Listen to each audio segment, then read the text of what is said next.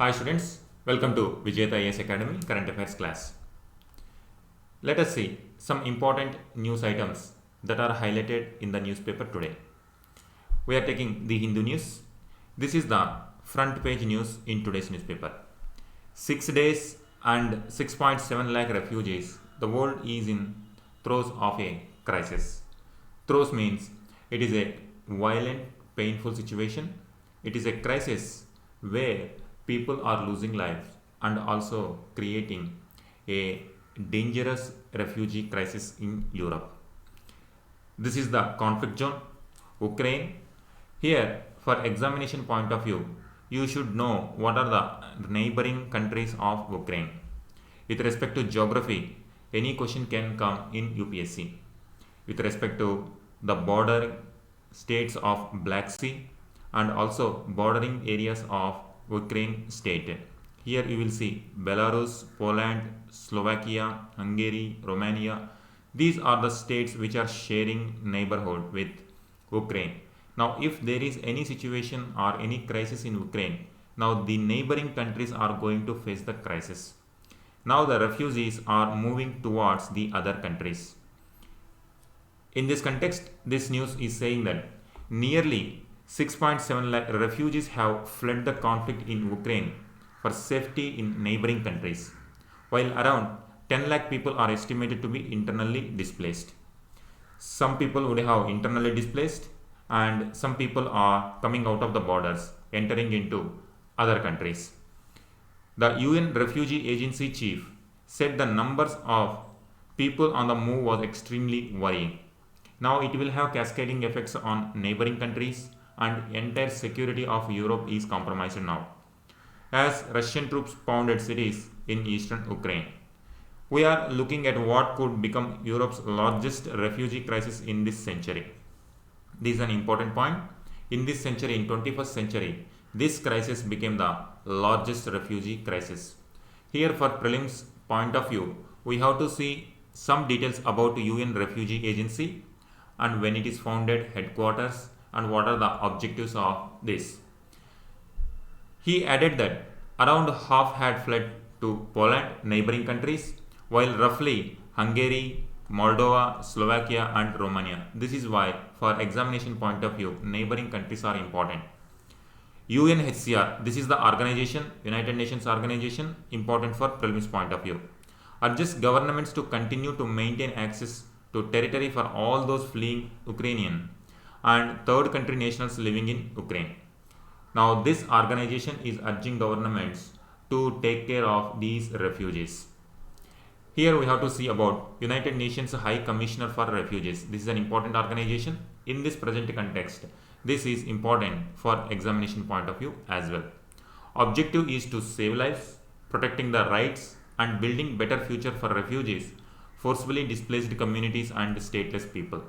These are different type of people are victims, we can say, war victims, displaced communities and refugees. Someone should take care of these people. Otherwise, it will have law and order issue and the antisocial elements or antisocial activities will grow if refugees are not taken care. That is why it will have cascading effects and it will compromise the security of not only those countries which are affected directly, but indirectly it will affect the entire world security. This is why United Nations created this organization in the context of Second World War. It was founded in 1950 to help millions of Europeans. Still, this particular organization is relevant even after these many years after Second World War. Because after World War II also many conflicts took place, people took refuge in neighboring countries and people displaced enormously within the state and also outside the borders of different countries. Headquarters at Geneva, Switzerland. World Refugee Day also celebrated on 20th June to generate awareness about refugees. With respect to India, there is a convention related to refugees, 1951 Refugee Convention.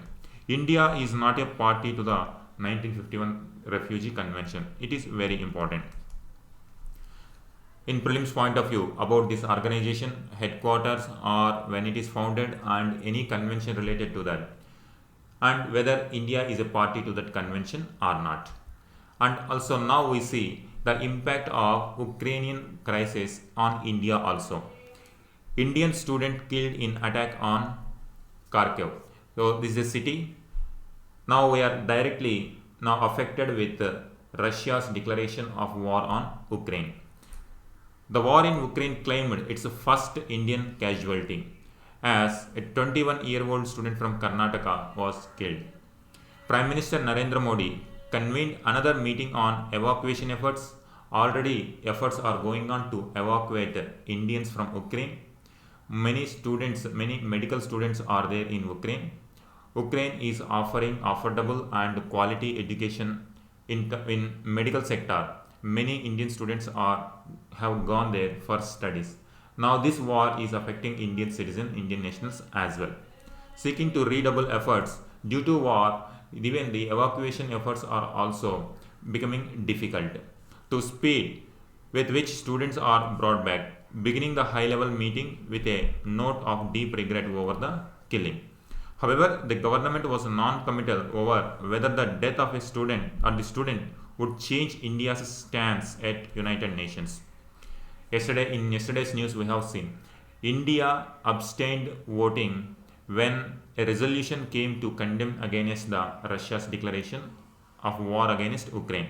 But India abstained from voting. It did not vote in favor of resolution also. It did not say no to the resolution, but it abstained from the voting. Even after this incident also, we are exactly do not know what will be the stance. That is what article is saying, which is discussing a number of resolutions. Summoning the envoy of Russia and Ukraine, our foreign secretary for the safe passage of all Indian nationals from the war-hit country. So this is the administrative effort that is going on to bring back our Indian nationals safely back home. Mr. Modi also spoke to more leaders of neighboring countries, including the leaders of Poland, Slovakia, Romania, to request facilitation of thousands of Indians now pouring over the borders from Ukraine. Mr. Shringla said, first consignment of humanitarian assistance for Ukraine, including medical supplies and equipment, tents and blankets have been sent to Warsaw. Poland, we have to take care of humanitarian assistance also. We need to take care of Indian citizens who are struck in this war zone. This is the administrative effort that is going on to bring back Indians safely. Next news is about GST revenues cross 1.3 lakh crore in February. This you can see like the impact of pandemic and now improving economic situation after pandemic. The GST revenue in February was 26% higher than pre-pandemic levels. This is a signal that comparing with the pre-pandemic levels, now once again, during pandemic Indian economy was hit badly. GST revenues have come down. Now once again there is an improvement in revenues of GST. The collections are 18% higher than those. This simply you can just link with whether Indian economy is recovering from the pandemic crisis or not. Revenue from import of goods also increased. Revenues from domestic transaction including import of services increased. This is just example to see that after pandemic once again economy is on the recovery path. GST compensation cess collections crossed. So these all different numbers just to say that after pandemic once again Indian economy is on recovery path. There is a news related to governor with respect to polity. Here TRS BJP spar over governor not addressing budget session. Here in Telangana state a new situation arises where customary governor's address not taking place in the budget session of Legislative Assembly beginning March 7. Before budgetary session, governor's speech becomes a customary one. It's a norm. However, this is not going to take place in this year's budget speech. Now the opposition is saying that the existing government is not respecting the constitutional post, that is governor's post. However, the government or legislative assembly is saying that the previous session was not prorogued. It is only a continuation of previous session. That is why governor's address is not scheduled. Now in this context, we have to see what is this session, what is prorogue means, and adjournment means. It is related to polity. In polity, you can expect a question related to session, adjournment, prorogue. Here two terms, one is session, another one is recess. Suppose, for example, an assembly sitting is taking place means, now assembly sitting will start from some point of time and it will continue for some point of time before it is completely stopped. The operations are completely stop the business of this particular session. Once again, new session will start and the transactions of business will continue for certain amount of time. Now in this time period, there are two important words. One is session, another one is recess. A session of parliament, here you can replace parliament with the state legislative assembly, is the period spanning between the first sitting of a house and its prorogation. This is the first sitting of the house till prorogation is called session. Prorogation or dissolution in the case of Lok Sabha, that is completely dissolving the Lok Sabha. Recess means the period spanning between the prorogation of a house and its reassembly in a new session is called recess. So this is the sitting of a new session. This is another session starting point. This between prorogue and session, this is called recess. This is session.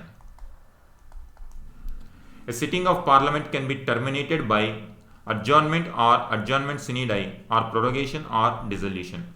Here you can see the beginning of session and ending of session. In between also you can suspend for some time the sitting of house. Here the tools which are there in constitution, which are there in the business rules of assembly are adjournment and adjournment sine die. So now you can see different terminologies. One is session, adjournment, adjournment sine die, and recess. Now this issue with respect to governor in Telangana state, coming about the technical issue between session and prorogue.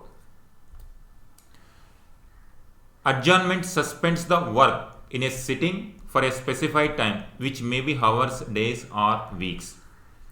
If you start the assembly, then if speaker adjourn the session means session will not get completely. Once again, the sitting is going to start after some time. That particular time may be one day, a few hours, few days, or few weeks. Adjournment sine die means terminating a sitting of parliament for an indefinite period. If there is no specific period when the sitting again going to start, that becomes adjournment sine die. In other words, when the house is adjourned without naming a day for reassembly, it is called adjournment sine die. However, it will not terminate the session. Here, this is what, once a session starts, adjournment and adjournment sine die will not end the session.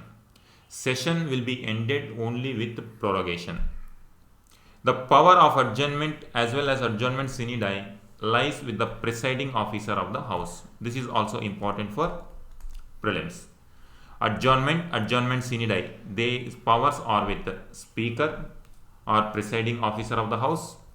Prorogation, this power lies with president in case of central and in case of state, governor. The presiding officer declares the house adjourned sine die when business of a session is completed. Within next few days, the president issues a notification for prorogation of the session. In case of Telangana state, now a session started, now adjournment took place, but it was not prorogued. Now once again, budget session started. So before budget session started. Before budget, prorogue should have been taken place. But in Telangana state, this prorogation did not take place. That is why technically it is continuation of previous session. Hence, the state government is saying that customary address of governor is not going to take place in case of budget session. Here if you compare adjournment and prorogue, It only terminates a sitting, not session of the House. It will not terminate the session of the House. It not only terminates the sitting but also session of the House prorogation. It is done by presiding officer of the House. It is done by President of India in case of Parliament, Governor in case of State Legislative Assembly. This comparison is also important for prelims point of view. When it comes to adjournment, it does not affect the bills or any other business pending before the House, and same can be resumed when House meets once again. Prorogue also, it does not affect the bills or any other business pending before House. However, all pending notices other than those for introducing bill lapse on prorogation, and fresh notices have to be given for the next session. Only notices should be given, otherwise the transaction or business will continue in case of prorogation also. These are some of the important news items in today's Hindu newspaper. Thank you.